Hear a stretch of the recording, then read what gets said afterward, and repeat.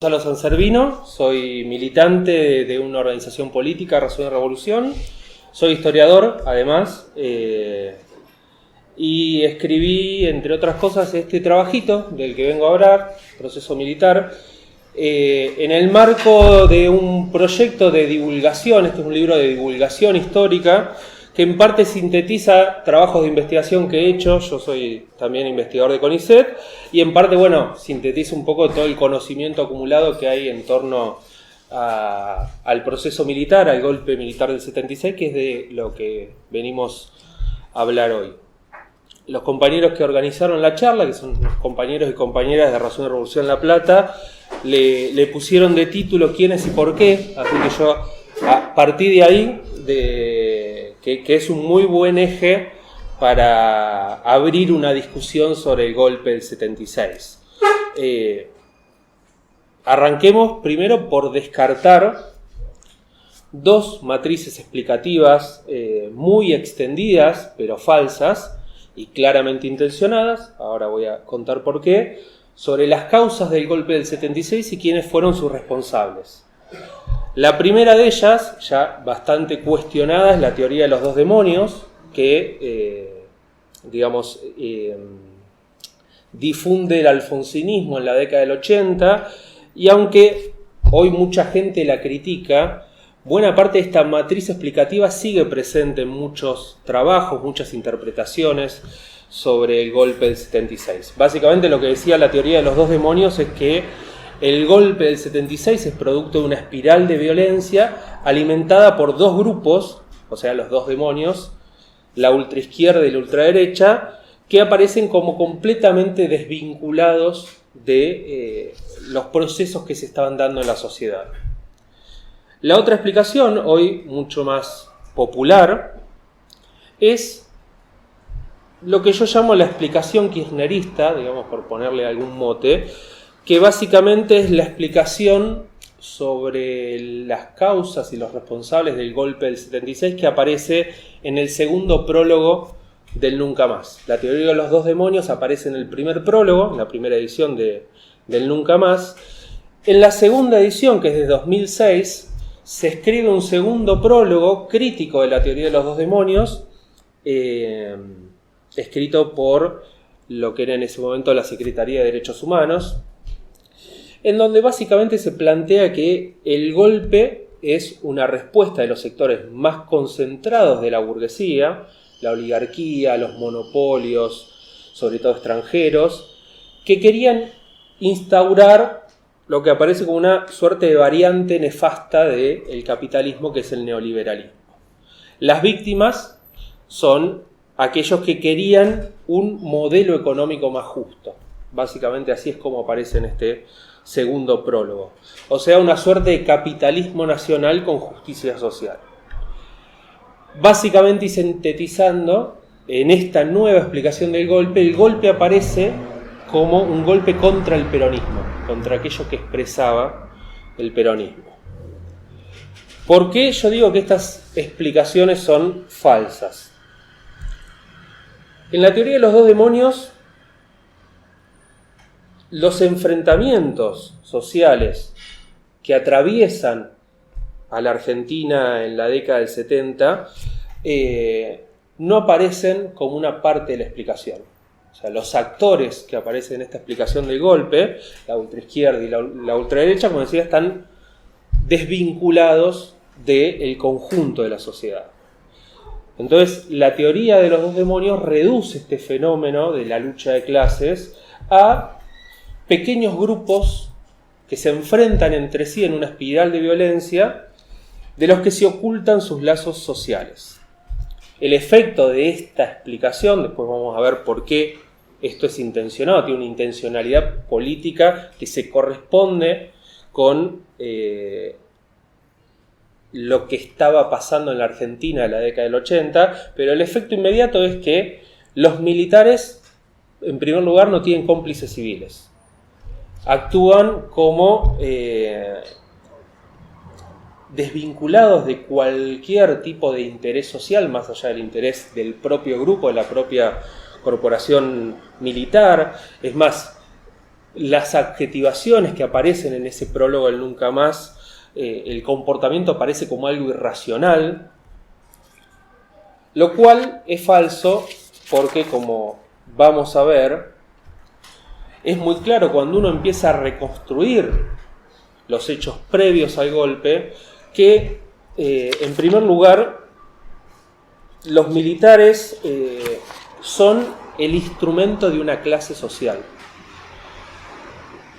que a su vez no reacciona irracionalmente, sino que dentro de los intereses de esa clase y la lógica de esa clase, esa reacción es racional.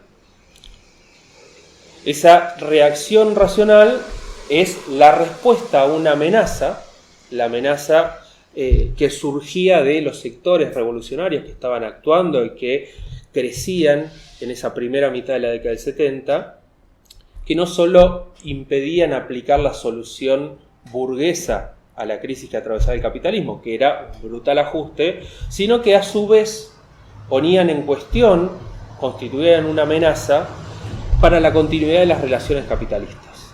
Voy a volver sobre esto, pero esto es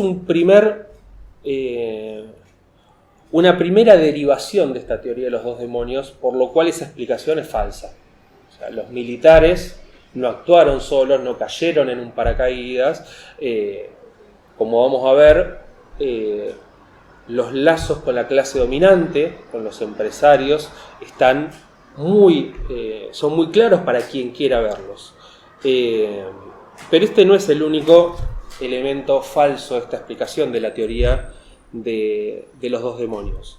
El otro efecto falso es que los revolucionarios, que no podían reducirse solo a un grupo, o sea, la militancia de izquierda en la década del 70 es una militancia muy extendida que comprendía la intervención no solo en aquello sobre lo que focaliza la teoría de los dos demonios, que es las organizaciones armadas, sino que intervenía en muchísimos frentes barriales, estudiantiles, artísticos, en las fábricas. Ahí había uno de los grandes problemas que explican el golpe del 76. Bueno, todo esto aparece reducido en la teoría de los dos demonios o a locos asesinos cegados en una espiral de violencia o a lo que se suele llamar, cierta terminología que se usa, perejiles, víctimas inocentes, aparecían en la teoría de los dos demonios. La militancia de muchos de los que terminaron pasando por los centros clandestinos de detención, sufriendo las torturas, sufriendo las desapariciones, se reducían a víctimas inocentes. Cuando en realidad lo que acá sucede, vamos a volver sobre eso, es que la militancia de esos compañeros y compañeras es lo que lleva a la burguesía a montar todo este aparato brutal de represión. ¿Qué es lo que sucede? ¿Qué hay de falso en la otra explicación que estamos discutiendo? La explicación del segundo prólogo, explicación del 2006, asocia la dictadura a solo una fracción de la burguesía. O sea, el golpe tiene cómplices civiles, de ahí viene esto que se ha puesto de moda como la dictadura cívico-militar. Es una expresión que busca diferenciarse de las explicaciones más propias de la década del 80, que solo hablan de dictadura militar, pero esa pata cívica del golpe se limita solo a una fracción de los empresarios, de la iglesia, de los partidos políticos. Son los capitales más concentrados, lo que llaman la oligarquía, capital extranjero, cuando en realidad, acá otra promesa, vamos a retomar esto más adelante, quien impulsa el golpe es toda la burguesía. En esta explicación, la complicidad de muchos sectores de la burguesía, incluso algunos que en ese momento eran aliados del gobierno nacional, cuya Secretaría de Derechos Humanos escribe este prólogo, aparecen invisibilizados. Lo mismo sucede con la complicidad de muchos sindicalistas y políticos peronistas. como vamos a ver, también tienen mucho que ver en el golpe. Y por el otro lado, o sea, si esto pasaba con los victimarios, con quienes impulsan el golpe, nuevamente hay una serie de omisiones cuando se describe a la otra pata de el conflicto social en estos años. Ahí también hay ocultamientos. Todas las explicaciones que se hicieron bajo esta matriz explicativa tienden a poner en primer foco la militancia de sectores ligados al peronismo, para explicar los 70, relegando a otras expresiones más radicales que las del peronismo de izquierda, con la idea de desde un proyecto capitalista como es el kirchnerista, reivindicar a la parte de la militancia setentista más compatible con ese proyecto. En última instancia, más allá de la radicalización y de, que son dentro del peronismo sectores difíciles de encauzar. En última instancia, los sectores de la izquierda peronista terminan luchando por un proyecto que tranquilamente puede encarnarse en alguna variante del capitalismo. Por eso, esta reivindicación aparece ahí con más fuerza. Esta explicación, sobre todo por el lado de la burguesía, esta idea de hay una burguesía nacional y popular que es la víctima del golpe, y hay una burguesía, fracciones de la burguesía que impulsan el golpe, es tan burdo que termina olvidándose de datos clave, como por ejemplo que Martínez de Oz no era un representante de la oligarquía, o sea, de sectores agrarios. Martínez de Oz era, al momento del golpe del 76, el gerente general de una de las dos siderúrgicas más importantes de la Argentina, una de las cuales es Techint, la otra era Sindar. El presidente de Sindar era Martínez de Oz. Martínez de Oz presidía un grupo sobre el que también vamos a volver, el Consejo Empresario Argentino, que estaba integrado sobre todo por industriales, por burguesía industrial de la más concentrada, que tienen un rol destacado en el armado del golpe. No por algo Martínez de Oz deja la presidencia del Consejo Empresario Argentino para convertirse en el ministro de Economía del golpe. ¿Por qué decíamos que estas explicaciones son intencionadas? En el caso de la teoría de los dos demonios, como señalamos, es una explicación que deja fuera cualquier tipo de complicidad civil. O sea, no hay empresarios detrás del golpe, detrás del armado del golpe, no está la Iglesia Católica, no están los partidos políticos burgueses. Es una explicación muy funcional en un contexto en que buena parte de este personal político y de estos sectores empresarios tienen que reciclarse en el medio de un proceso de cambio de régimen. Vamos a ver a muchos de los partidos que apoyan el golpe en 1976 siguen convirtiéndose en los partidos que se disputan las elecciones presidenciales en 1983. Partido Justicialista y la Unión Cívica Radical, que no solo apoyan el golpe, son parte de las negociaciones con los militares, apoyan con declaraciones la represión, ponen funcionarios dentro del gobierno militar. Lo mismo sucede con los empresarios.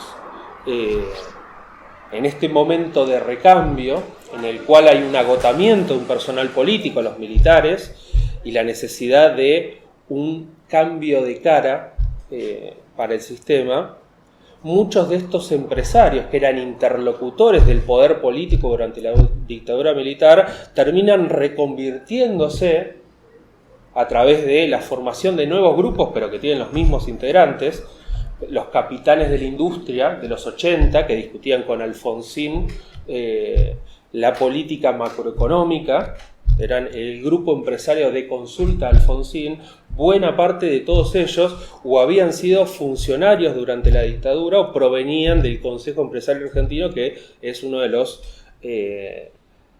armadores del golpe de Estado.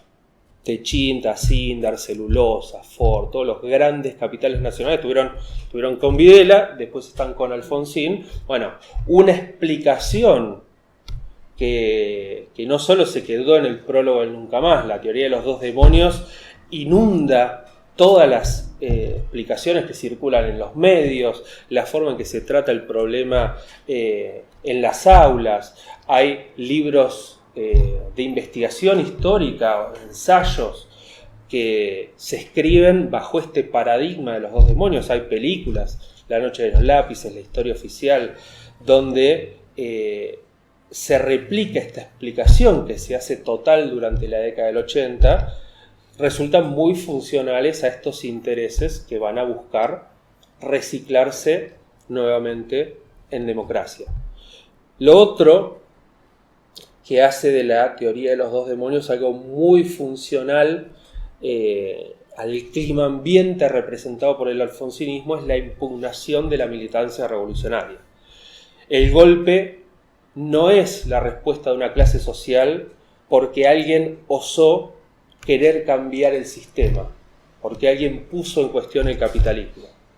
Es una respuesta irracional de un grupo de militares que no tienen nada que ver con ningún otro sector de la sociedad. Es más, la militancia política de los 70 se oculta detrás de la figura de la víctima. Esto es muy notorio cuando uno lee, por ejemplo, el Nunca Más, donde no se menciona la militancia de ninguno de los testimoniantes, donde se hace foco en las vulnerabilidades, por ejemplo, las torturas sobre mujeres embarazadas, que le dan un rasgo de mayor vulnerabilidad a quienes tuvieron que sufrir las torturas y los centros clandestinos de detención de la dictadura. Esto se ve muy claramente, por ejemplo, en La Noche de los Lápices. No es casualidad que una de las pocas películas que en la década del 80 refleja la militancia revolucionaria, lo haga centrando el foco en estudiantes secundarios que por lo menos en la película aparecen prácticamente sin ninguna militancia orgánica con algún partido político, y que aparecen como unos chicos que son que terminan sufriendo el horror de estos locos mesiánicos que son los militares del proceso. Incluso con el tema de la violencia, la teoría de los dos demonios reduce todo el problema de los 70 a la violencia. La oposición a la violencia es la democracia, está muy claro en el prólogo que escribió Ernesto Sábato, ese prólogo de la primera edición de El Nunca Más.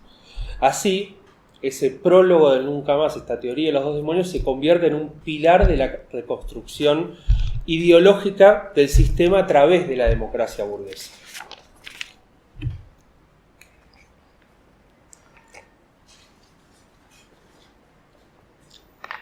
Vayamos ahora al prólogo de 2006. Como decíamos, ese prólogo oculta una parte de las complicidades civiles del golpe. La burguesía nacional mercado internista, que como vamos a ver, también se suma a la ofensiva golpista de la segunda mitad de 1975 y los primeros meses de 1976, la burguesía nacional pequeña y mediana incluso. Los socios políticos de esos sectores, la burocracia sindical peronista y el PJ también son parte, no solo de quienes impulsan el golpe, sino que mantienen una relación con la dictadura militar aún después del golpe. Y a su vez oculta la parte de los sectores revolucionarios que ponían en cuestión todo el orden social capitalista. poniendo en primer plano a estos sectores que luchaban o, desde estas explicaciones de 2006, aparecen como luchando por algo parecido a un capitalismo más justo. El tema es que en los 70, y acá entramos ya en las explicaciones del golpe, quién es, por qué. El problema en los 70 no era el reformismo, el problema no era el peronismo, el problema era la amenaza revolucionaria, sectores revolucionarios que constituyen una amenaza al sistema. Y no hablo de la guerrilla. El problema es que buena parte de esa izquierda revolucionaria había encarnado en sectores sindicales las principales fábricas, y el problema era que la burguesía no podía avanzar con las tareas que le demandaba la economía, el brutal ajuste que hacía falta, el ajuste que intentó imponer Celestino Rodrigo a mediados de 1975, sin disciplinar al conjunto de la clase obrera. La burguesía, frente a esta amenaza, reacciona como clase. Toda la burguesía impulsa el golpe, porque lo que estaba en juego era el capitalismo, o sea, lo que estaba en juego en última instancia era la supervivencia de la burguesía como clase. Pero estábamos, antes de entrar en eso, con por qué esta explicación de 2006 también es, como la teoría de los dos demonios, una explicación no solo falsa, sino intencionada. ¿A quién le sirve este relato? Le ha servido, todavía le sigue sirviendo a quienes, después de la crisis del 2001, intentan salvar nuevamente al capitalismo argentino con el mito de que hay un capitalismo bueno, de que hay un capitalismo nacional y popular que puede incluir a las grandes mayorías, resolver los problemas de la pobreza, y que el problema es el neoliberalismo. Ese es el relato que le sirve al kirchnerismo como parte de una estrategia mucho más general, que no se acaba, o sea, no solo con palabras se arregla un problema como el de 2001.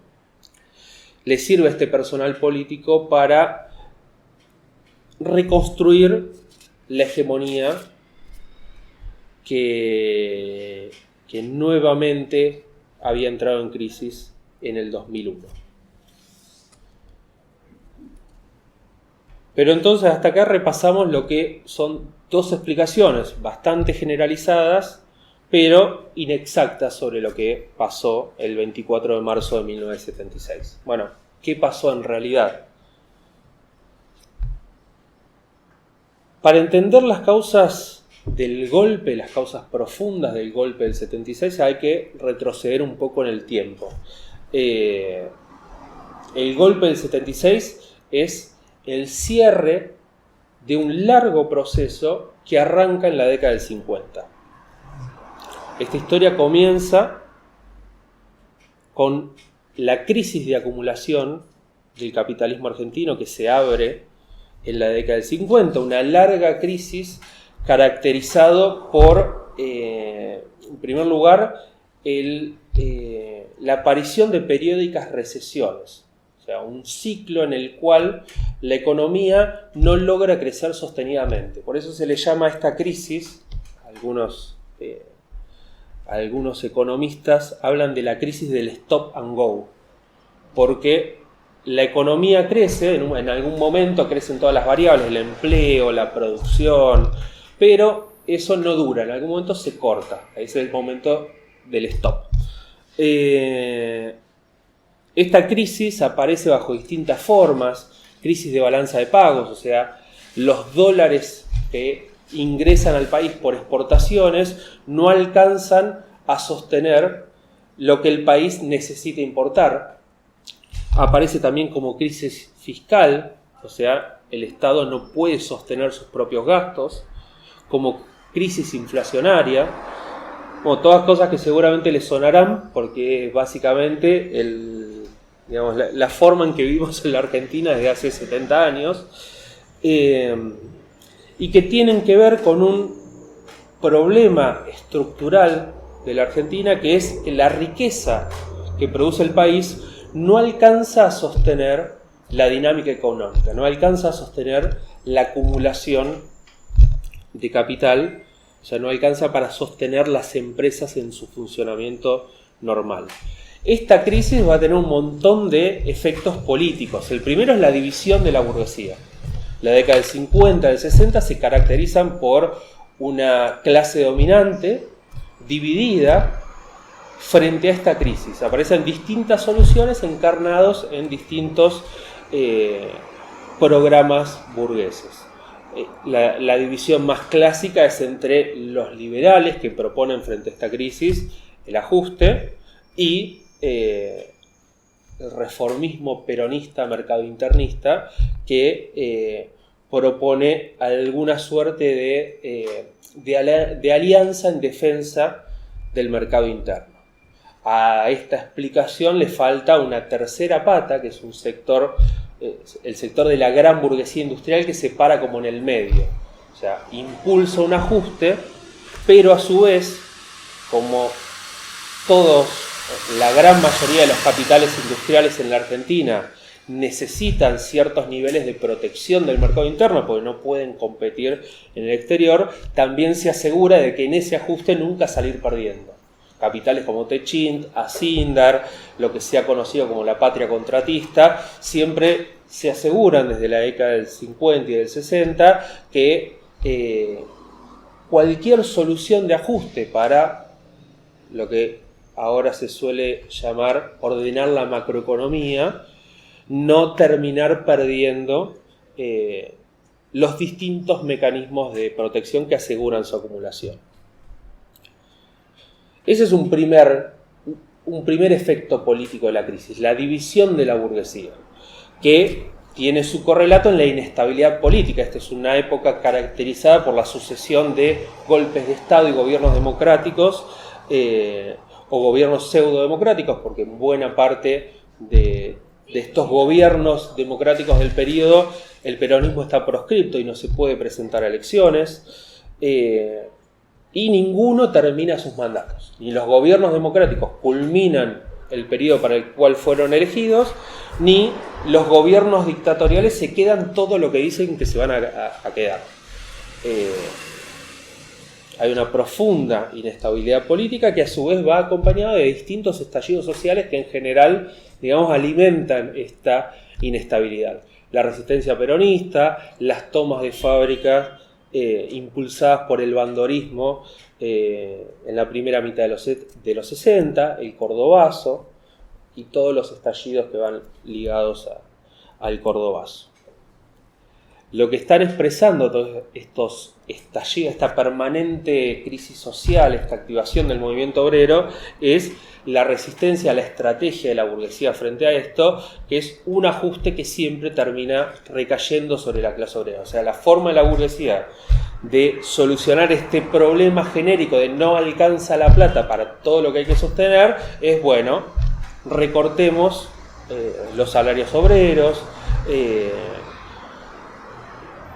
Generalmente esto se expresaba bajo la forma de unos planes económicos, que eran los planes de estabilización, que generalmente eran una devaluación acompañada de un congelamiento salarial. Como ya todo el mundo acá tiene experiencia con todo esto, generalmente la devaluación va acompañada de una escalada inflacionaria. Si te devalúan y te congelan los salarios, el resultado es que los sueldos caen. Bueno, el problema es que ninguno de estos planes logra sostenerse en el tiempo. Tarde o temprano terminaban estallando socialmente.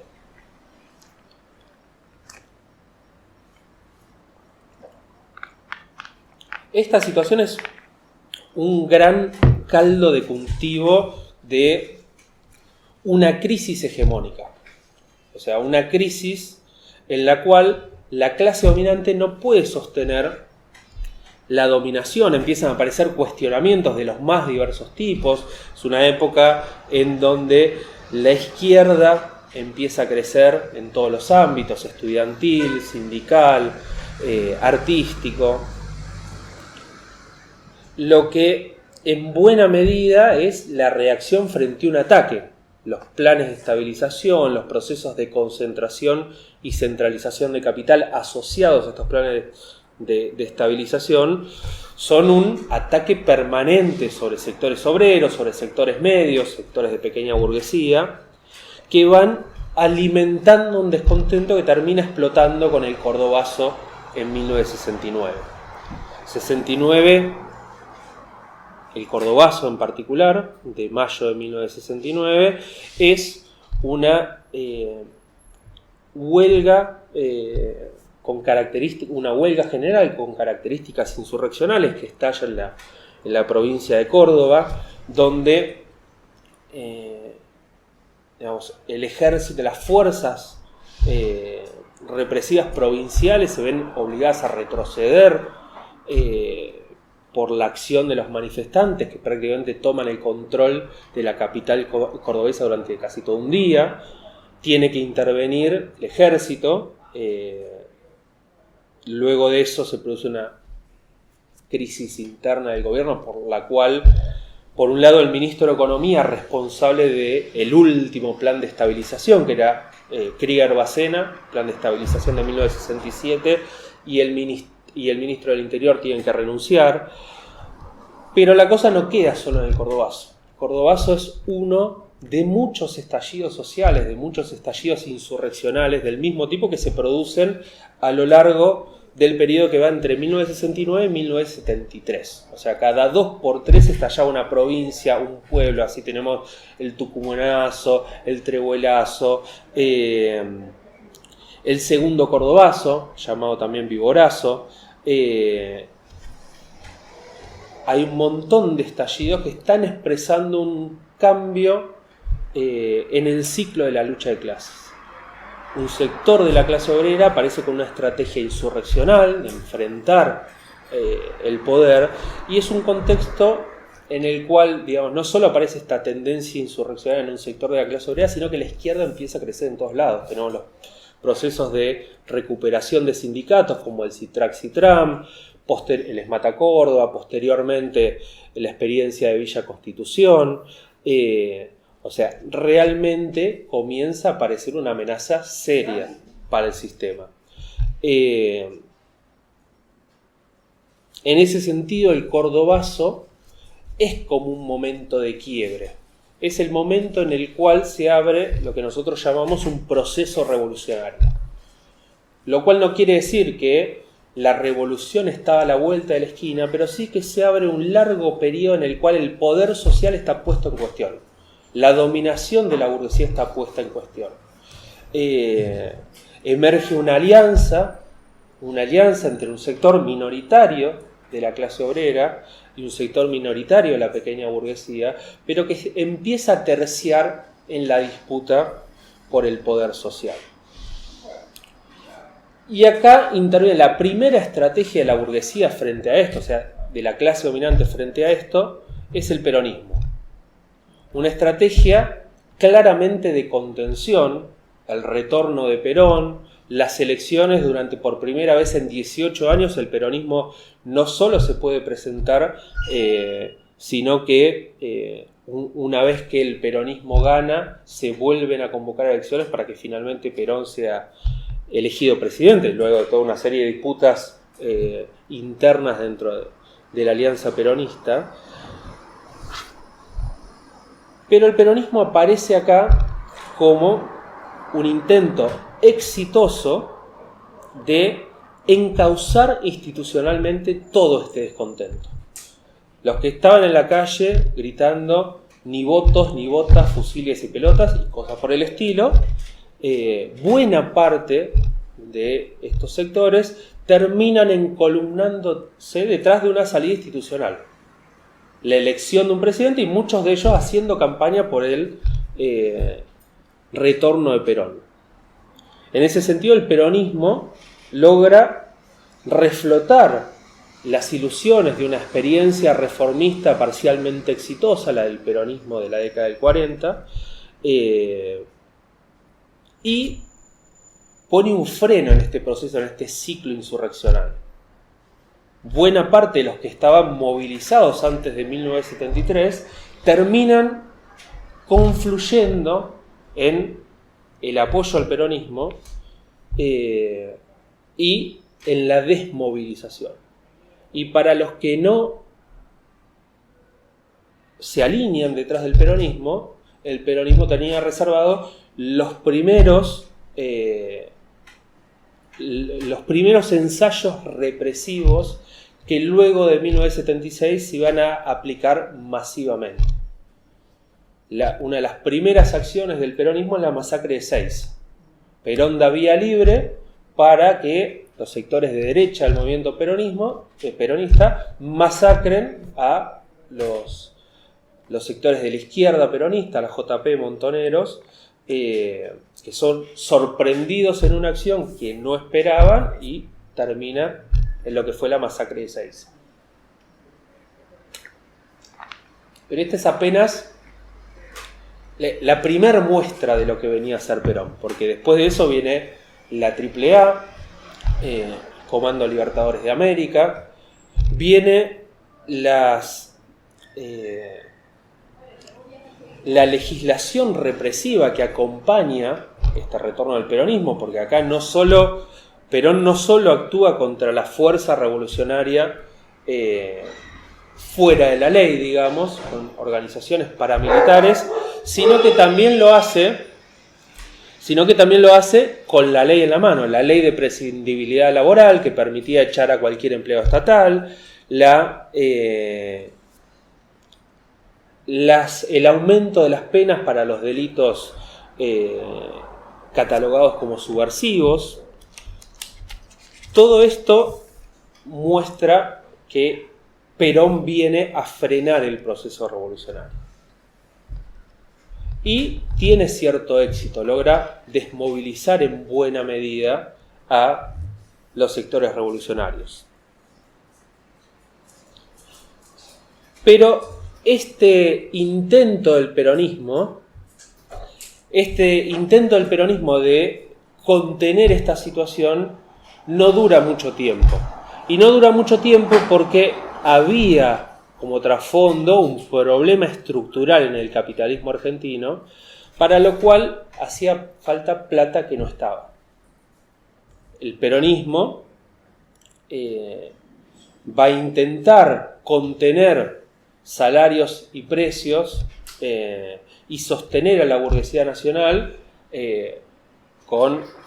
repartiendo recursos que aparecen en la Argentina por una coyuntura económica excepcional, que es el alza de precios agrarios muy fuerte que se da entre 1972 y 1973. El problema es que eso no dura, ese alza de precios muy excepcional de la principal fuente de riqueza de la Argentina, que es su producción agraria, es producto de una crisis que se estaba incubando a nivel internacional, la crisis del petróleo. Generalmente estas crisis son precedidas por un aumento especulativo de los precios de las commodities, pero rápidamente eso se derrumbó. Cuando eso se empieza a derrumbar en el 74, se terminan de derrumbar esos precios en el 75, aparece otra vez para la burguesía la necesidad del ajuste. Entonces, primero el ajuste va a ser gradual, lo echan a Helber, que era el ministro que impulsa el pacto social, y ponen a Gómez Morales, un ministro que venía a hacer un ajuste gradual que no termina nunca a ordenar las cuentas, hasta que la cosa se empieza a ir de madre, y ahí el propio peronismo recurre a un programa de ajuste ultra ortodoxo, el de Celestino Rodrigo, un ajuste de shock, que hace que todo vuele por los aires. El Rodrigazo, de esto hablamos, ya voy a ir redondeando para cerrar, pues abrimos a un debate. El Rodrigazo aparece en esta historia como un punto de inflexión. El Rodrigazo no es solo el brutal plan de ajuste de Celestino Rodrigo. El Rodrigazo es también la historia de el rearme de la clase obrera para impedir el avance de ese ajuste. la respuesta de la clase obrera, en donde tenía una influencia muy fuerte la izquierda, que había resistido los embates de la AAA, de la burocracia sindical, los intentos de esta triple alianza entre el Estado, las cúpulas sindicales y los sectores paramilitares para descabezar a estos sectores de izquierda y sacarlos de las fábricas. Había logrado conservar su influencia dentro del movimiento obrero, sobre todo en los grandes cordones industriales, y la movilización de estos sectores obreros a través de las coordinadoras interfabriles termina, que digamos, presiona sobre la CGT para que la CGT también se movilice. En 1975 se produce la primera movilización de una central obrera dirigida por el peronismo contra un gobierno peronista. Termina dando por tierra con ese plan de ajuste, o sea, termina conquistando el plan de ajuste. Básicamente consistía en devaluación, en aumentar todas las tarifas, que en ese momento las tarifas de servicio las manejaba el Estado porque estaban en manos de empresas del Estado. Todo aumentaba, pero las paritarias que se debían discutir ese año, luego de 2 años de congelamiento acordado en el marco del Pacto Social en 1973, se le había puesto un techo a las paritarias que era 3 veces inferior a lo que iba a aumentar todo lo demás. O sea, era el típico plan de estabilización que habíamos visto bajo otras formas a lo largo de los 20 años anteriores. Lo que hace la movilización de estas comisiones internas que forman las coordinadoras fabriles y de la CGT corrida por izquierda, es lograr quebrar ese techo de la paritaria y que fracase el objetivo del Rodrigazo, que no era solamente liberar el precio del dólar, sino que con esa liberación lograr contener salarios para que de esa manera el ajuste se haga efectivo.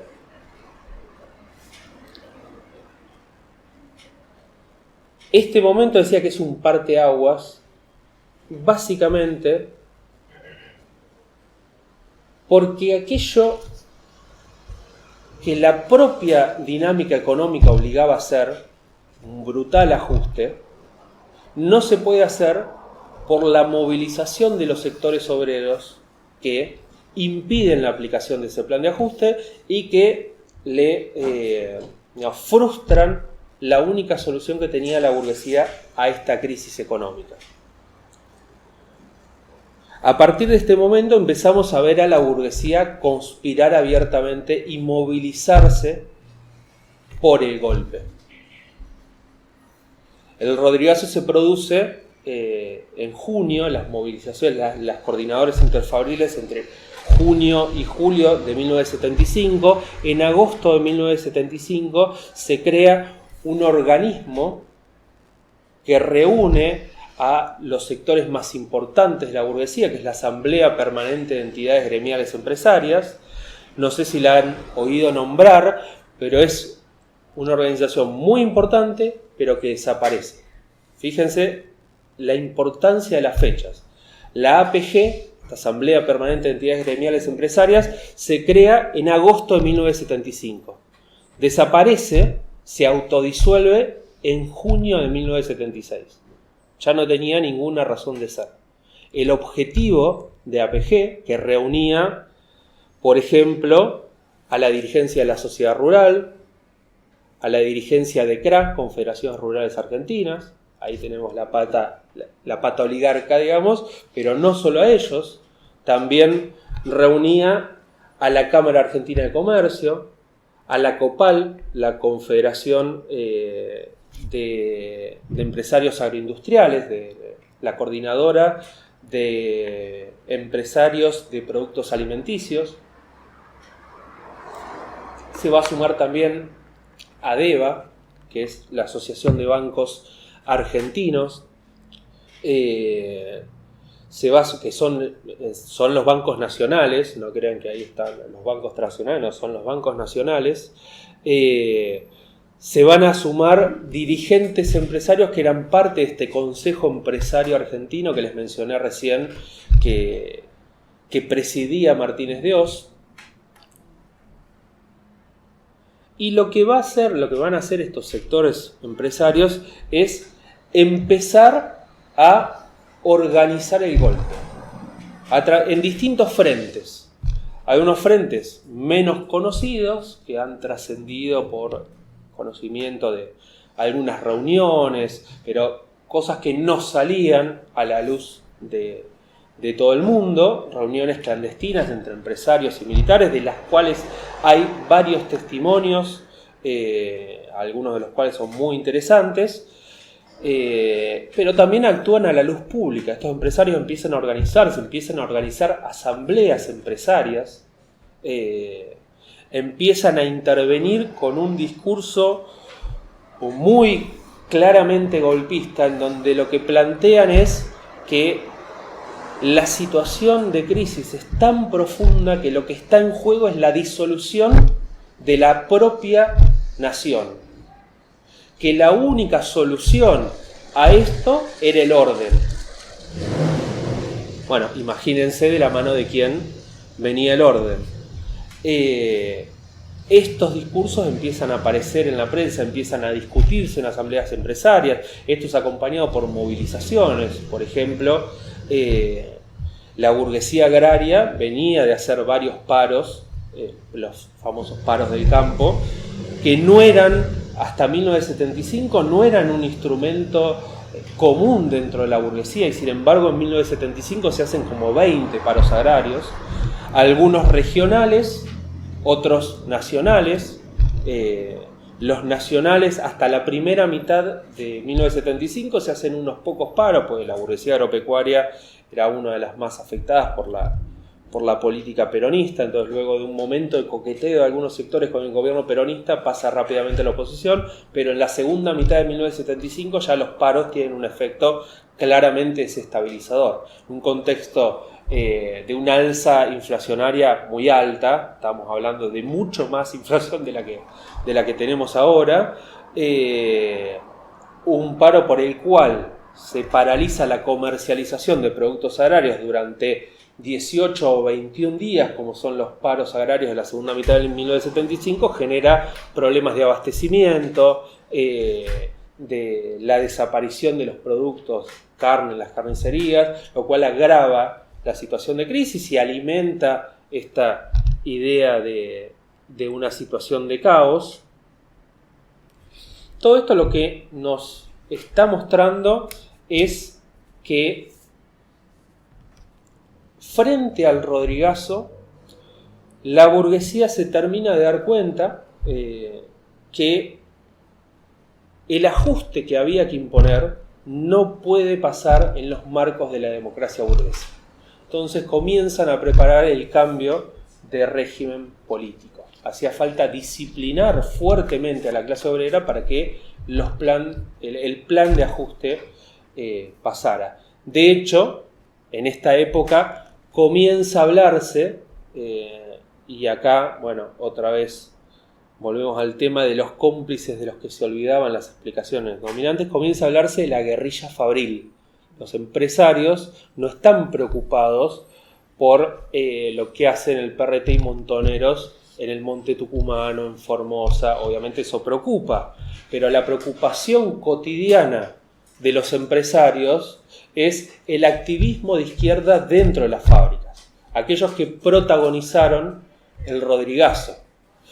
La denuncia de la guerrilla fabril, la frase "la guerrilla fabril", es un invento de Ricardo Balbín, el máximo dirigente de la Unión Cívica Radical, cuyo partido va a aportar muchos funcionarios a la dictadura. Acá ya empezamos a ver algunas de las conexiones. Bueno, hablando de cómplices civiles, en este momento los capellanes militares, sectores de la cúpula eclesiástica, estaban arengando a los militares a tomar el poder en una cruzada que ya se sabía y ya se estaba discutiendo, que no era simplemente clausurar el orden democrático. Esto iba a ir acompañado de una masacre de proporciones nunca antes vistas en la historia argentina.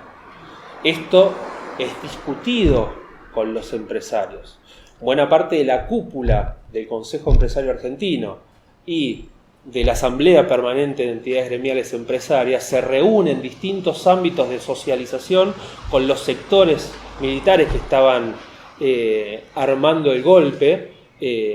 Hay distintas peñas, clubes, hay un libro muy interesante, ahora me olvidé el nombre, bueno, ya me acuerdo, después lo busco en el celular y se los digo, pero que reconstruye todas estas historias que a su vez se saben por testimonios de los propios participantes de estos ámbitos de conspiración. Algunos de estos ámbitos salen a la luz. Martínez de Oz, como presidente del CEA, se reúne, creo que en agosto, en octubre, noviembre de 1975 con Videla. En el libro yo menciono bastante los partes de la embajada norteamericana, que son documentos que se han conocido recientemente, porque eran documentos clasificados, se desclasificaron. Hay uno muy interesante donde Macera, 3 días antes del golpe, se va a reunir con el embajador norteamericano. Macera, el embajador norteamericano, transcribe en un parte la conversación que tuvo con Macera 3 días antes del golpe, y básicamente lo que va a hacer Macera es sondearlo a ver si el gobierno de Estados Unidos iba a reaccionar frente a posibles violaciones a los derechos humanos, así lo plantea Macera. Estaba sondeando a ver qué iba a hacer el gobierno de Estados Unidos, si iba a romper relaciones, si iba a hacer alguna condena pública, porque ya sabían lo que iban a hacer, ya estaban armados los organigramas militares, ya habían digitado los ascensos para que todos los militares comprometidos con el pacto de sangre que fue la represión estuvieran cada uno en los lugares de mando. Ya estaban armados los organigramas de los centros clandestinos de detención, ya estaban armados los grupos de tareas que se iban a ocupar de secuestrar obreros militantes por todo el territorio nacional. Entonces Macera, sabiendo que se venía, va a sondear. Bueno, esa reunión fue acompañada por Alejandro Yo. Alejandro Yo es uno de los dueños del Banco Yo, ligado al grupo empresario tradicional de la burguesía argentina, el grupo Torkins. Era también dirigente de ADEBA, la Asociación de Bancos de Argentina. Era parte del Consejo Empresario Argentino. Ese tipo acompañó a Macera a una reunión con el embajador norteamericano 3 días antes del golpe, donde básicamente entre líneas Macera le está diciendo que iba a haber violaciones masivas a los derechos humanos y sondeando a ver si los norteamericanos iban a saltar o no. A todo esto, bueno, hasta acá hemos visto los empresarios grandes, pero como les decía, también los chicos van a participar del golpe. Hay un momento clave que es el lockout. Ya estoy haciendo súper larga la charla, así que ya voy a ir cerrando. Hay un momento clave en esta ofensiva golpista que es el lockout que convoca a PG en febrero de 1976. O sea, la burguesía como señal de protesta frente al rumbo que tenía el gobierno de Isabel Perón, decide hacer un paro empresario. Cierran todas las fábricas. Este lockout, que se convoca en febrero de 1976, pone en crisis al sector de los empresarios que hasta ese momento habían apoyado al gobierno peronista, la Confederación General Económica. De la Confederación General Económica había surgido el primer ministro de Economía de Cámpora y de Perón, que es José Belgerber, que es el histórico dirigente de la CGE. Bueno, estos empresarios apoyan al gobierno casi hasta el final, pero frente a la convocatoria a este lockout, el problema que tiene la dirigencia de la CGE es que sus bases La CGE dice que no va a convocar a este lockout porque el lockout es golpista, lo cual era clarísimo, digamos, en ese contexto un paro empresario era claramente golpista, pero aparte los sectores que lo convocan eran los que venían insistiendo con que el problema era que estábamos frente a una crisis tan profunda que enfrentamos la disolución nacional y que la solución era restaurar el orden. O sea, más golpista no podía ser ese lockout. La CGE, la dirección de la CGE, dice que no va a participar de ese lockout porque aunque no estaba de acuerdo con la política económica, ese lockout era golpista.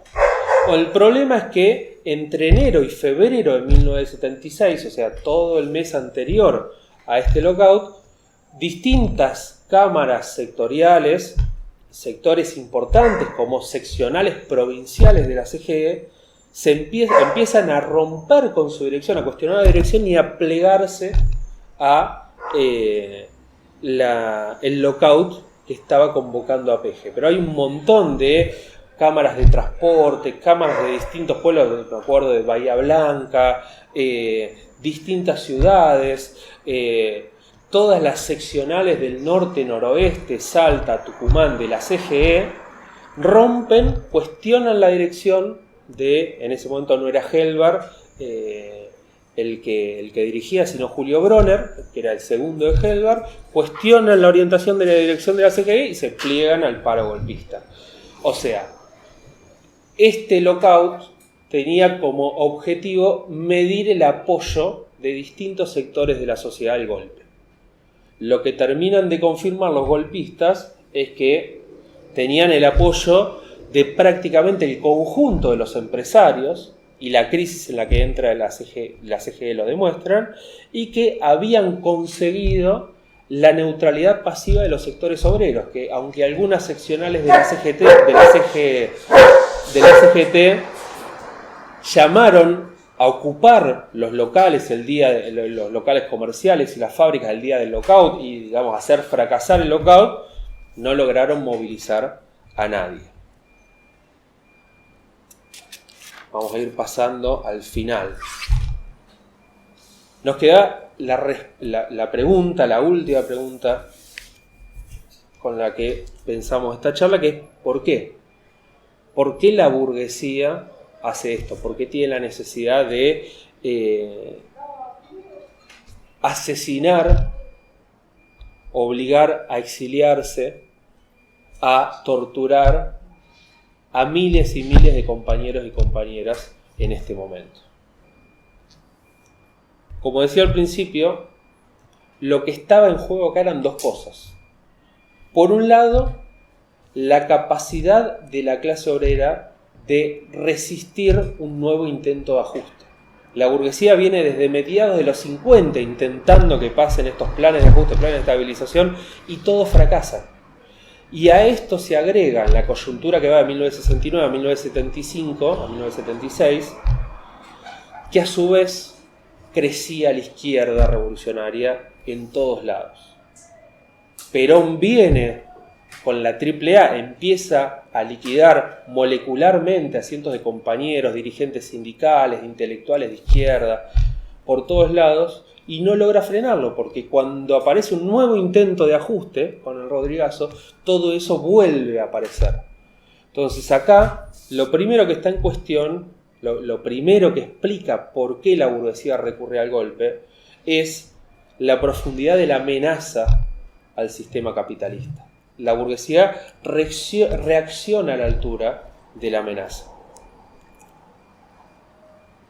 A su vez, como decía, no está solamente el problema de la posible amenaza revolucionaria contra el capitalismo, que en todo caso la revolución estaba lejos en 1975, aunque era una posibilidad. Había sectores revolucionarios que podían ganar en un contexto de crisis mayor influencia si no se los erradicaba, pero el mayor problema no era ese. El mayor problema no era la amenaza revolucionaria, que claramente para la burguesía estaba. Cuando uno lee testimonios empresarios en 1973, se encuentra con que todo el mundo, desde los mayores terratenientes de la sociedad rural hasta el último la última pyme de la CGE, están todos diciendo acá hay que ceder algo porque perdemos todo. En 1973 estaban todos así y hay un montón de testimonios empresarios donde uno se encuentra eso. Que el retorno de Perón, a Perón lo traen los mismos que lo echaron. Lo trae Lanusse, que es uno de los generales golpistas. Lo trae la UIA, que apoya el retorno de Perón. Incluso hay sectores dentro de la burguesía agraria que se van alineando con el peronismo en esta coyuntura que va de 1969 a 1973. ¿Por qué hacen eso? Y porque la partida que se jugaban era jodida.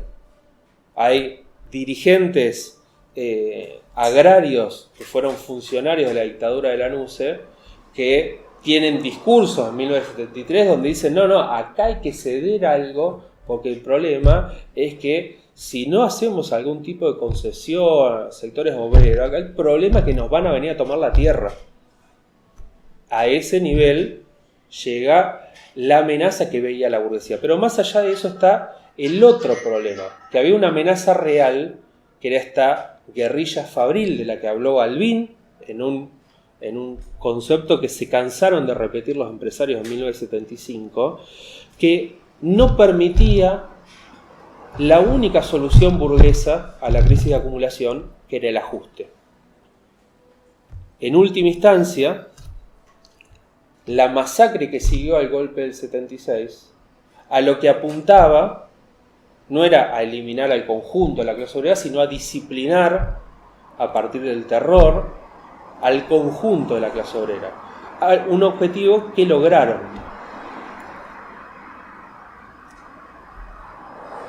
Disciplinar a la clase obrera es lo que les permite meter ese brutal ajuste que arranca con Martínez Dios y continúa en democracia, que continúa hasta el día de hoy, y que era algo que no podía hacerse dentro de los marcos democráticos. O sea, el nivel del golpe que tenían que dar contra los sectores revolucionarios era tan grande que esto no podían hacerlo, como reclama Ernesto Sábato en el prólogo del Nunca Más, con juicio. O sea, vos podés meter preso a alguien por guerrillero. Ahora, alguien que hace una huelga no lo podés meter preso. Y el problema, dentro de los marcos de la democracia burguesa, no podés meter preso. Y el problema era la gente que hacía huelga, no tanto los compañeros y compañeras que eran parte de las organizaciones armadas. La masacre en ese sentido fue la precondición para reconstituir la hegemonía burguesa que estaba en cuestión desde el Cordobazo. Algo que, como decía recién, no culmina, o sea, los efectos del proceso no terminan con la dictadura. El ajuste brutal de Martínez Dios se ve, por ejemplo, en la brutal caída salarial. Los salarios caen durante la gestión de Martínez Dios al frente del Ministerio de Economía casi un 40% de su valor. La desocupación, que es otra de las variables de ajuste, echar empleados estatales, concentrar y centralizar el capital, lo cual deshacerse de las empresas menos eficientes que son absorbidas por empresas más grandes, lo cual termina dejando obreros en la calle, lo que pasó en la década del 90. La desocupación no aumenta tanto durante la época de Martínez Dios, básicamente porque la burguesía, por un lado, todavía no veía la necesidad de avanzar con privatizaciones, pero por otro lado también por una cuestión de estrategia militar. Martínez Dios y Videla no se podían abrir un frente de conflicto despidiendo a cientos de empleados estatales, porque mantener el equilibrio aún en condiciones de un sistema altamente represivo era complicado. Pero el tema es que todo eso continúa en democracia. Cuando uno ve la caída salarial que impuso Martínez Dios, no solo no la recuperamos en democracia, sino que los salarios siguieron cayendo. Hoy cualquier trabajador ocupado gana un tercio de lo que ganaba un trabajador en el mismo puesto en la década del 70. Nuestros padres, abuelos podían aspirar alguna vez a comprarse una casa y pagar. Hoy por hoy apenas si podemos pagar un alquiler. Lo mismo sucede con la desocupación. Todo esto, cuando uno mira los salarios en un gráfico, la evolución de los salarios en un gráfico, el poder de compra real de los salarios, lo que se encuentra es una especie de serrucho, pero un serrucho que va para abajo. O sea, suben, bajan, pero cada vez que bajan a un nivel inferior al peor momento de la etapa anterior. Y cada vez que suben, pero mucho menos del mejor nivel de la etapa anterior. Con la desocupación pasa lo mismo, pero al revés. Es un serruchito que va para arriba. Cada aumento de la desocupación nos pone en un nuevo escalón. Cada baja nunca baja tanto como el nivel anterior, pero cada nueva subida siempre está un pasito, un escaloncito más arriba. Y así todo, con todo ese ajuste que nos vienen metiendo hace 50, 60, 70 años, seguimos con los mismos problemas. Arranqué contando la dinámica de la crisis de la década del 50 y fácilmente habrán encontrado 4 o 5 cosas, si no todas, que nos siguen pasando hoy en día. Eso tiene que ver ya con otras cuestiones que exceden lo del golpe del 76, que es que la estrategia de la clase dominante siempre ha sido ajustar sobre los salarios obreros. Y el problema es que los que nos estamos fundiendo el país no somos los obreros. El problema es la propia burguesía, en particular la burguesía industrial, que vive de subsidios, que no puede competir por sí misma, que va dilapidando la riqueza que los obreros creamos. Digamos, lo que muestra esto, con esto cierro, el golpe del 76, por un lado, hasta dónde está dispuesta a llegar la burguesía para defender sus intereses sociales, para defender la propiedad privada de los medios de producción, para enfrentar a cualquiera que cuestione las bases de su poder social, que eso es lo que hicieron miles de compañeros y compañeras en los 70.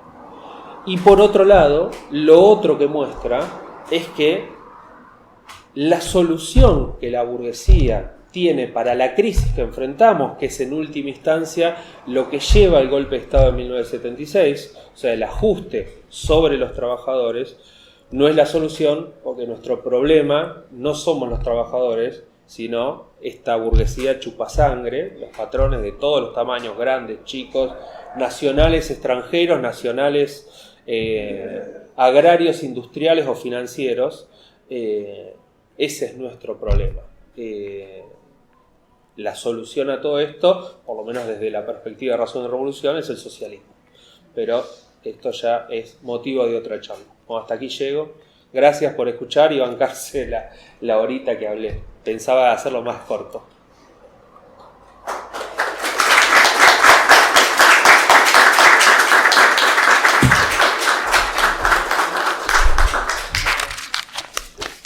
Bueno, la idea ahora era preguntas, comentarios, debates. Estamos abiertos a la polémica. Fue maravilloso. Había invitado a un montón de amigos Después le pasamos el video de YouTube. pero me tengo que ir, porque tengo una reunión. ¿Sí? Bueno. Nos vemos, muchas gracias. Muchas gracias, me dieron ganas muchas veces de hablar de todos los padecidos. Bueno, Bonita, gracias por haber venido. Sí, gracias a vos también. No, bueno, pero vos viniste. Sí. Chao, gracias. Chao, hasta luego. Yo tenía dos. Sí. Sí, la primera es, por lo general cuando se habla de la dictadura, en el plano internacional se habla de, ¿cómo se dice?, del rol que tenía Estados Unidos y la coordinación del resto del golpe de estados, sobre todo en Latinoamérica, también en África. Y se habla sobre todo desde una perspectiva de la cuestión social, ¿no? Las sublevaciones de la clase obrera, sobre todo en el contexto de la Guerra Fría, ¿no? Pero hay alguna razón, digamos, de índole más internacional sobre la economía. Porque, por ejemplo, en Corea del Sur también se daba una dictadura desarrollista y al otro lado del mundo, y creo que no tenía ese problema, digamos, sobre la cuestión de... Bueno, tenía Corea del Norte arriba, ¿no? Pero no sé si había algo más interno. Sí. ¿Para responder eso? Te digo la otra. Dale, decime la otra. Sí, la otra con respecto a de si digamos, el plan económico de la dictadura del desarrollismo, qué beneficios sacaba la pequeña burguesía de ese posicionamiento. Porque tengo entendido que en el desarrollismo realmente son los más perjudicados, digamos. Dale. Bueno, no sé si alguien tiene alguna otra pregunta, por ahí podemos juntar varias en una. Si no, sí. Una más que tiene que ver con lo histórico y quizás porque lo viví, porque soy viejo.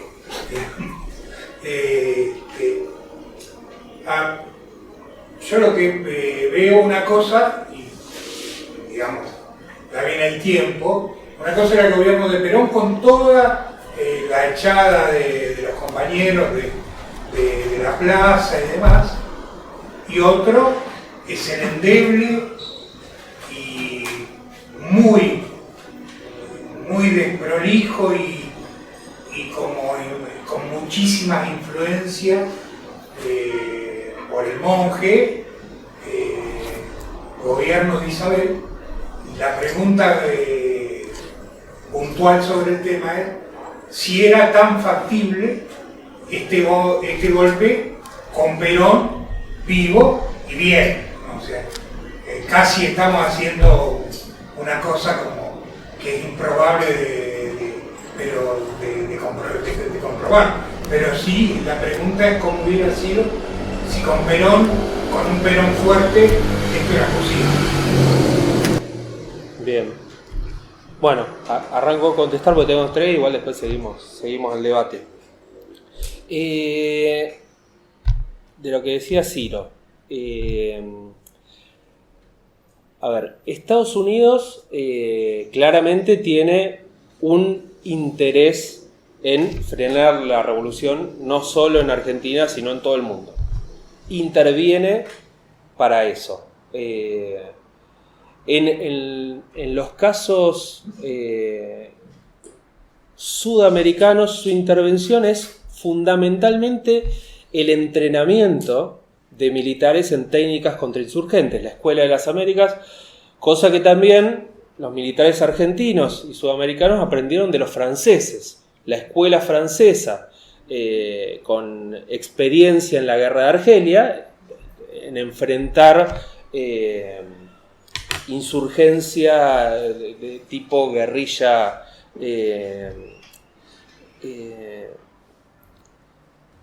guerrilla urbana. La escuela francesa ayuda mucho. De hecho, explicaciones como la del nunca más tienden a enfatizar en la brutalidad y la irracionalidad de los militares, y en realidad todas las técnicas que emplearon los militares, incluso las más brutales, las torturas, tenían una razón de ser, que es cuando vos enfrentás en los marcos de la doctrina de la guerra contra insurgentes, vos enfrentás una amenaza guerrillera, la clave está en sacar la información al que capturás antes de que sus compañeros puedan levantar todo. Entonces la tortura en ese sentido es clave. Pero bueno, todo eso los militares argentinos lo aprendieron de generales norteamericanos y de generales franceses que tenían experiencia en esto, y después le enseñaron a sus camaradas latinoamericanos en Bolivia, en Nicaragua. Hay toda una red de educación en los métodos contrainsurgentes. Lo cual no quiere decir que Estados Unidos haya intervenido directamente en cada golpe de Estado que se produjo. En algunos lugares no hizo falta. Es el caso argentino, por ejemplo. En Chile sí. La CIA con Salvador Allende interviene de muchas maneras muy claramente para desestabilizar. No conozco toda la historia de todos los golpes sudamericanos, Pero en la Argentina eso no hace falta, uno no se encuentra, cuando uno lee los partes podemos pensar conspirativamente y decir, bueno, acá la embajada norteamericana eliminó todas las cosas que le involucraban, pero uno ve partes casi diarias de los días previos al golpe, incluso llega al punto en el cual el embajador norteamericano 3 o 4 días antes del golpe manda un parte al Foreign Office, o sea, su superior a la Cancillería de Estados Unidos, diciendo, yo me voy a ir de Argentina porque si me quedo van a decir que el golpe lo hicimos nosotros, acá se viene el golpe, yo me las tomo para que no me involucren.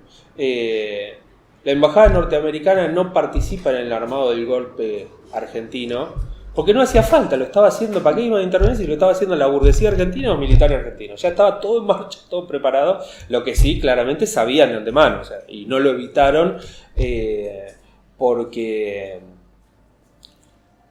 efectivamente el golpe contrarrevolucionario en la Argentina estaba alineado con los intereses norteamericanos, aunque luego las internas de la política norteamericana hicieron que un cambio de gobierno haga que un sector del gobierno norteamericano cuestione las violaciones a los derechos humanos y que la Argentina tenga problemas en ámbitos internacionales por eso. Lo mismo con la coordinación internacional. ¿Por qué había una coordinación represiva? Y porque había lazos fuertes entre los revolucionarios de todo el cono sur. El Plan Cóndor es una respuesta a los lazos que tenía sobre todo las organizaciones armadas de Chile, Argentina, Uruguay y Paraguay sobre todo, que llevaban a que el golpe en Chile se produce antes que en Argentina, el golpe en Uruguay lo mismo, entonces muchos exiliados se van acá y hay mucha circulación sobre todo por exilio, o sea, escapando de la represión. La coordinación es para cazar a toda esa gente, a eso responde la coordinación. Lo del plan económico, las pymes, ¿por qué las pymes apoyan el golpe de Estado? Mira, ahí hay, en general las explicaciones del golpe confunden a los impulsores del golpe de los que se beneficiaron del golpe. Y no es lo mismo. O sea, los sectores que digitan la política económica no son los mismos que impulsan el golpe. El momento de la ofensiva burguesa contra el gobierno de Isabel Martínez de Perón es un momento donde la burguesía adquiere una unidad muy importante. ¿Por qué se consigue esa unidad? Básicamente se consigue la unidad de una burguesía que estaba dividida hasta ese momento. Entre 1950 y 1976, la UIA y la CGE, por ejemplo, se tiran a matar en sus polémicas públicas. Lo mismo sucede con la Sociedad Rural y Federación Agraria, por ejemplo. En 1975 todos se van alineando por acción o omisión con la estrategia golpista. ¿Por qué? Porque todos terminan entendiendo que efectivamente acá había una amenaza al conjunto de la clase, al conjunto de la burguesía. Lo que estaba en juego era más grande que un plan económico. Lo que estaba en juego era si iban a seguir teniendo empresas o no.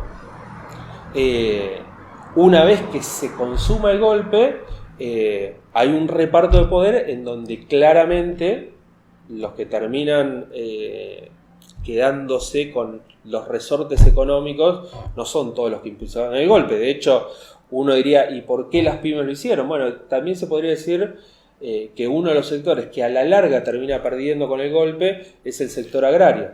El sector agrario se suma a la alianza golpista denunciando que una parte de la riqueza producida, la renta de la tierra, se la quedaba el Estado por distintos mecanismos. La nacionalización del comercio, retenciones, impuestos, distintas cosas. Cuando llega la dictadura, quita las retenciones, alivian todo eso, pero a la larga terminan primero por la vía de un dólar barato, quitándole ingresos al agro, que pierde poder de compra. Generalmente, cada vez que hay tipo de cambio bajo, es un dólar muy barato, la burguesía agraria protesta porque pierde plata, y después le terminaron reimponiendo las retenciones. Cuando toda la economía se fue al diablo, le pusieron de vuelta las retenciones. Lo mismo sucede con las pymes, porque hacen el golpe y porque en algún punto todos visualizan que no había otra salida y que acá se iba toda la mierda, básicamente. Luego, cuando se organiza el reparto de poder, estos sectores quedan relegados porque tienen menos poder social. Y respecto a la pregunta del compañero, los historiadores solemos decir que esos son... que no respondemos cuestiones contrafácticas. O sea, yo te puedo decir lo que pasó, no lo que hubiera pasado sí. Es muy difícil, pero no voy a escaparle a la pregunta con ese yeite de historiador.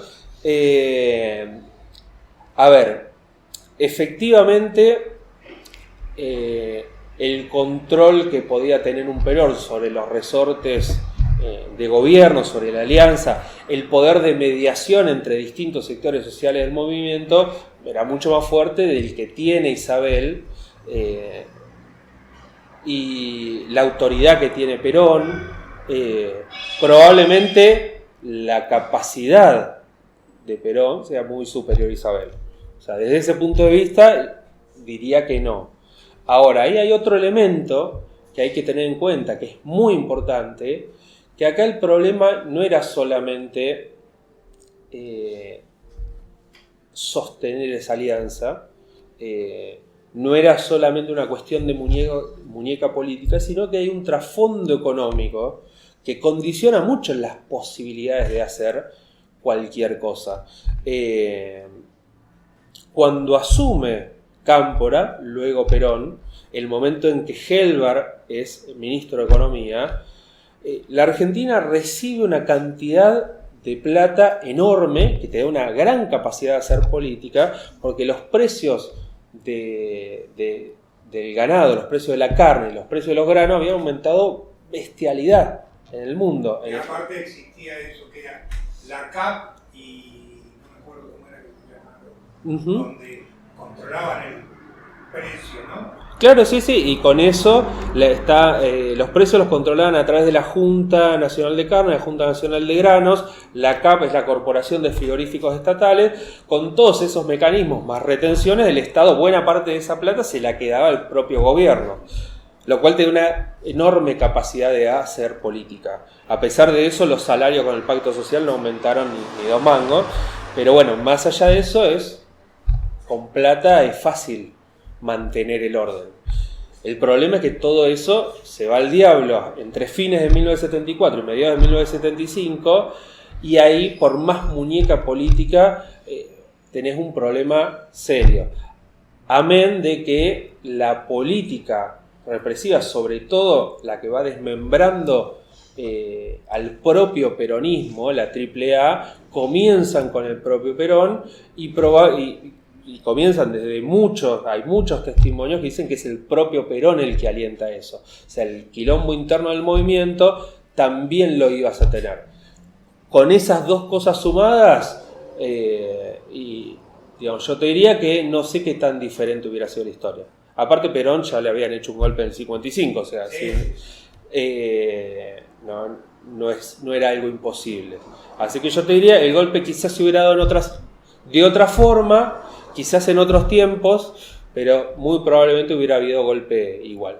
Podríamos imaginar un camino medio maduro, digamos, de ir hacia la intensificación de la represión parapolicial, por ejemplo. Sí, pero el problema de eso es que eso no estaba funcionando. Es lo que demuestra la reacción al Rodrigazo.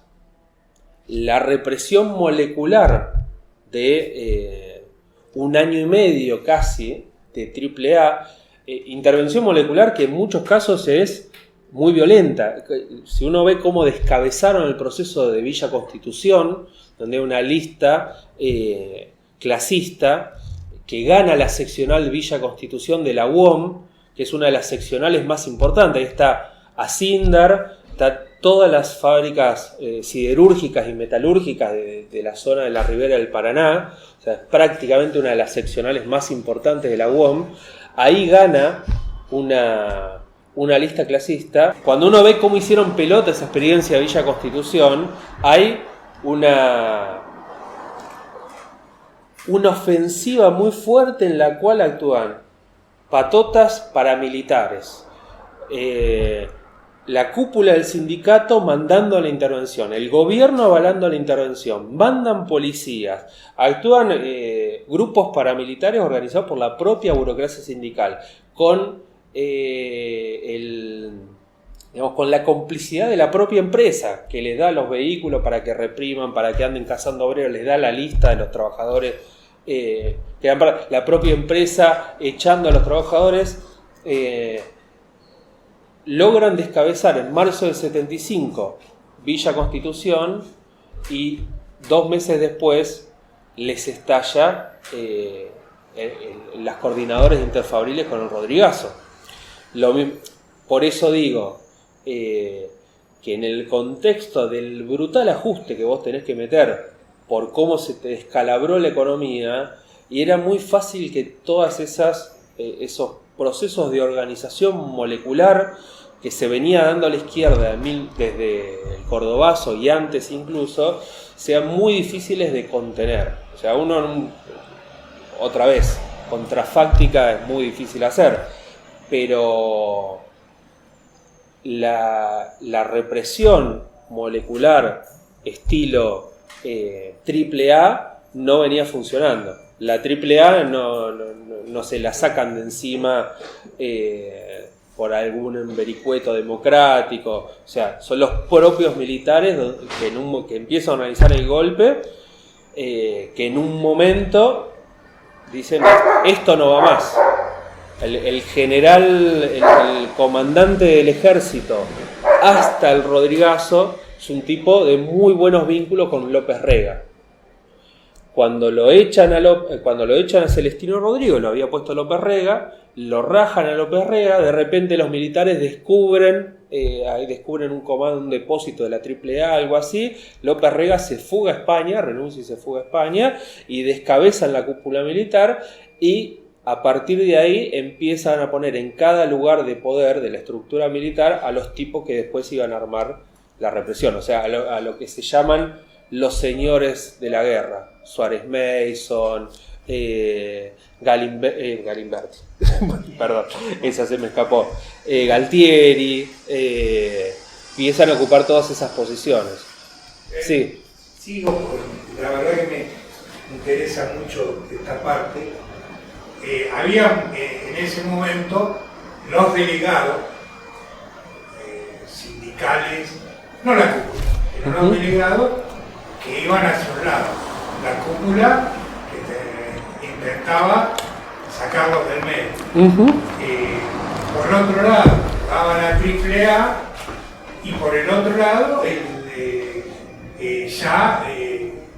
como arrancando los militares directamente.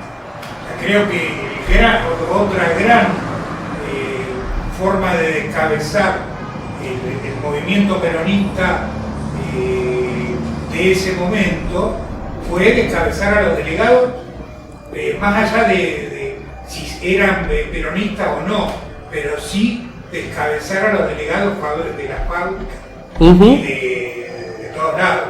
Era donde le pegaban más fuerte, y donde te dejaban el empleado común mirando para arriba, y la cúpula sindical haciendo lo que se le cantaba, transando con los milicos o con lo que fuera. Por lo menos es una impresión que... Sí, tal cual. Me hiciste acordar de otro argumento para responder al compañero, que es que ahí es interesante, a partir de la hipótesis que vos planteás, comparar la efectividad de los dos tipos de represión, pero en lo más inmediato. Descabezar Villa Constitución fue un proceso que les llevó meses. Tiene que salir la intervención del sindicato, el armado de las brigadas policiales, después tenés que salir a cazar a cada uno, actuando en un ámbito donde muchas de las organizaciones que tienen delegados en esos ámbitos también tienen organizaciones armadas, tienen organizaciones de autodefensa, como fue el caso de la OCPO, que era uno de los que dirigía Villa Constitución. Entonces eso lleva meses. Lo mismo pasó con el Citrán, o con Esmata Córdoba. O O sea, son meses de ataque por distintos frentes legales, y lo que nunca puede hacer la burguesía en el contexto de los marcos democráticos es decir, los caso a cada uno de los pelos, no declaro que los secuestré, los meto en un campo de concentración, los torturo hasta que me cante información, voy pescando a cada uno y después los mato y los tiro al río, los hago desaparecer. La burguesía no puede hacer eso porque en un marco democrático, con las organizaciones actuando libremente, con la prensa actuando con cierta libertad, y todo eso te genera un escándalo que no podrías enfrentar. Entonces cada uno de estos procesos de represión son procesos que llevan meses. Y que aparte dinamita el valor de la democracia como régimen político. Además, posterior también. exactamente. En cambio, el 24 de marzo de 1976 amanecen militarizadas las principales plantas del país.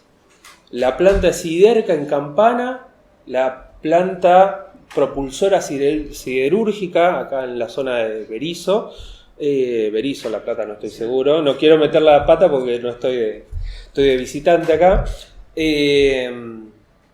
Las plantas de Bagley, empresas alimenticias, la Ford, Pacheco.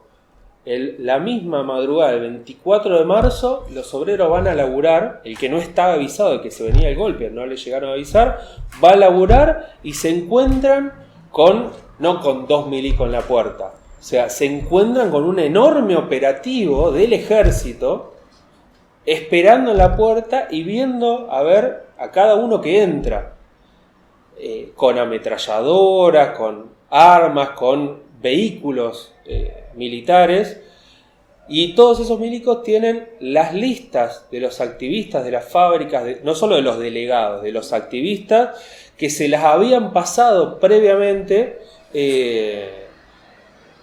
los gerentes de las fábricas y la burocracia sindical. La represión del golpe, los desaparecidos, los muertos por la dictadura militar, no se dan a lo largo de los 6 años, 7 años que dura la dictadura. El grueso de los muertos son en 1976, poco más importante en 1977 y un poquito en 1978 por la contraofensiva de Montoneros. Pero vos eliminaste el problema de la activación obrera en semanas prácticamente. Lo que antes, para un conflicto que ya llevaba meses, vos lo resolviste nacionalmente en semanas. Porque prácticamente el 25 de marzo de 1976 ningún activista sindical pudo volver a trabajar a su fábrica, y menos las fábricas grandes. Entonces esa es la diferencia. La estrategia molecular había fracasado. No sé si hay alguna otra pregunta, consulta, comentario, opinión. Bueno, yo cuando escuché la pregunta del compañero, como que ponía cierta expectativa en Perón y su reacción, pensé en el 55, cuando él se sintió medio debilitado, con poca fuerza, con un problema económico grosso, y bueno, se fue. ¿Por qué no habría hecho en este caso algo parecido? La situación era lo mismo. Sí. Problema económico y apoyo restado. Y una papa más caliente incluso. O sea, era mucho más pesado en el 16 que... Sí, efectivamente. Sí, puede ser, sí. Bueno, no sé si hay algún otro comentario. Bueno, si no hay nada más, hasta aquí llegamos. Son las 8, así que no me excedí tanto en el tiempo. Bueno, muchas gracias a todos y todas por venir, por aguantarse el coso, y bueno, por allá tienen los libros de Razón y Revolución, todos muy baratos, así que pueden chusmear y comprar alguno. Gracias. Bueno, te esperamos.